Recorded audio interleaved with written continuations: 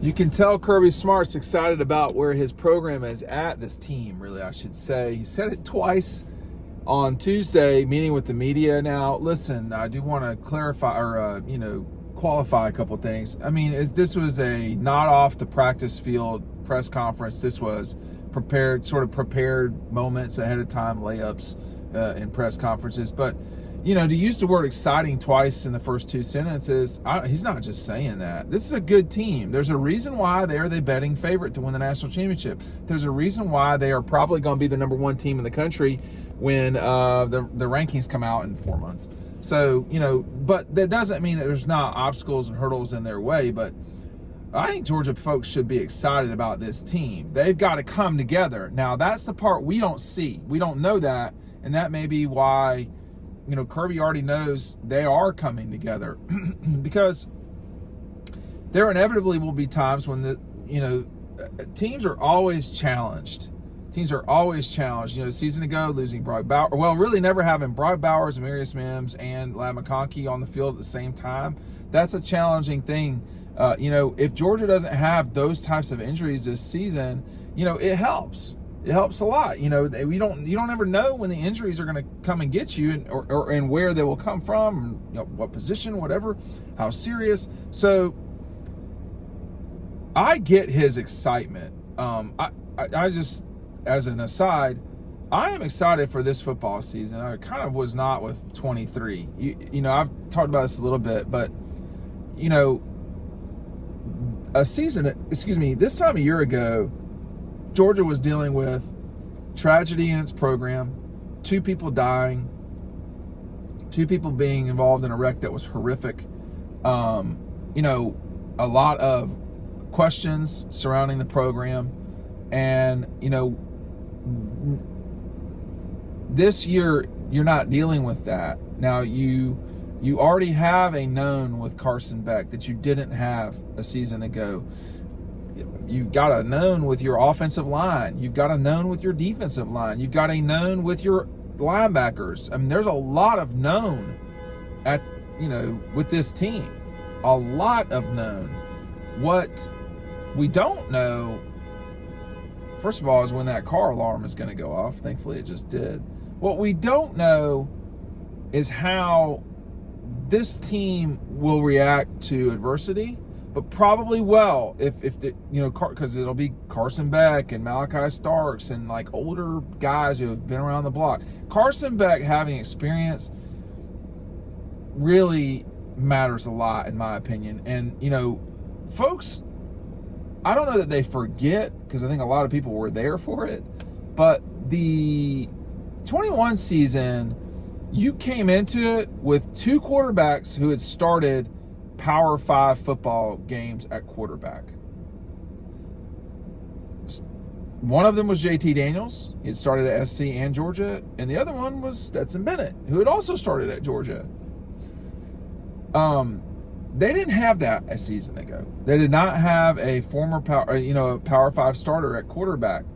This season they're replacing quality running backs. Well, they replaced them with a guy from, the league who's been very productive. So I think that there's reason to be excited. I give you permission to be excited about this team. I've been around the block for a while. There's been times when there's been reason to be concerned. I think 20 was flashing red lights that there were problems.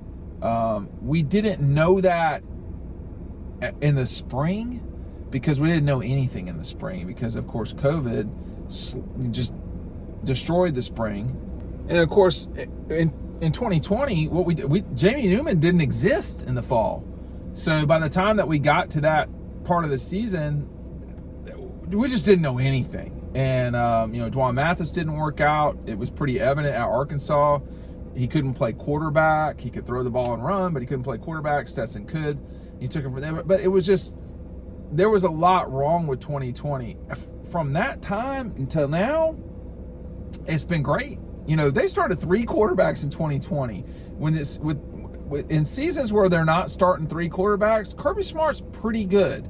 Actually, and when you think back, pretty much when they've started one quarterback, or, you know, well, when they started one quarterback, they've had really good seasons. You know, you talk about 17, because in 16 they started 2. You talk about 17, 18, 19, 22, and 23. Those 5 seasons, they've had really good, you know, seasons. But I think this year, you know, if you don't have any issues at quarterback, if you don't have any issues at, I mean, you could get into some problems at wide receiver pretty quick, just because of, I mean, I don't know. I mean, you need a lot of receivers. They're where they need to be on the offensive line.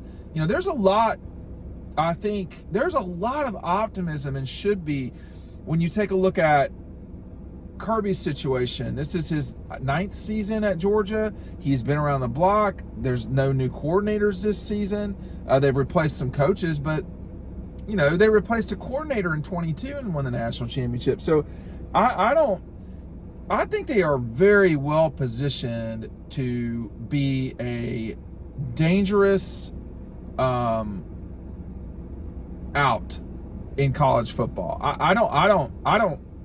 There's not a lot of games that they're going to lose. I got this thing right in my eye. I can't get rid of it. But barring strange turnover games, like, I mean, I guess Missouri in 22, Vanderbilt in 23, Georgia Tech a little bit in 23, or, you know, the beginning of the season in 23. I mean, like, they turned it over a lot, it felt like, against Auburn. Now, they were only -1 because Auburn turned it over on the final play of the game. But, you know, stuff like that can screw things up. But this team is exactly where it needs to go. It's along the way for sure. And it's 365-day a year job of getting the right guys, the right bodies, the right mindsets into the program, and then taking that and developing it along the way. I would be excited. You don't have Nick Saban out there anymore. You have transition at Michigan. Ohio State certainly could be a problem. Same thing with Texas. I think Oregon could be good for sure. But Michigan's not going to be the same team they were a season ago. They're just not going to be. They've got a new head coach. They've had a lot of departures off that team. It's not at all like Georgia's 22 team where you had the same head coach, same quarterback. No, they're not dealing with that. They've got some things to change up there. You know, Ohio State, I think the real challenge there is the quarterback. I mean, they've got a lot of other pieces, man. They've got a lot of other pieces. And then, you know, with Dan at Oregon, you know, do they have everything they need to beat Georgia? They probably could beat Georgia, but I don't know that you'd line it up 10 times and they would beating them out 7 out of 10. There's nobody like that in college football right now that could just beat Georgia 7 out of 10. Or maybe, you know, I don't know that there's a lot that would beat them 4 out of 10, but there are teams that can beat them 3 or 4 out of 10, and that would be Texas, you know, Texas, Ohio State, maybe Oregon, you know, maybe Alabama, but Georgia's where they're supposed to be, and that's why he should be excited, and that's why, you know, that's why folks should be excited. But the excitement can, of course, you know, just be about this moment in time in the spring. But if you're feeling pretty good right now and you still don't have Smile Munden, you're limited with Malachi Starks. You're limited with several guys, you know, Broderick Robinson, Branson Robinson. You know, you've got guys that are still gonna be contributing in this fall that are not out there right now. So I think there's a lot of, I mean, and then how does Dwight Phillips Jr., for instance, enter into this? Because he's the type of player that's, you know, one move and he's straight up gone.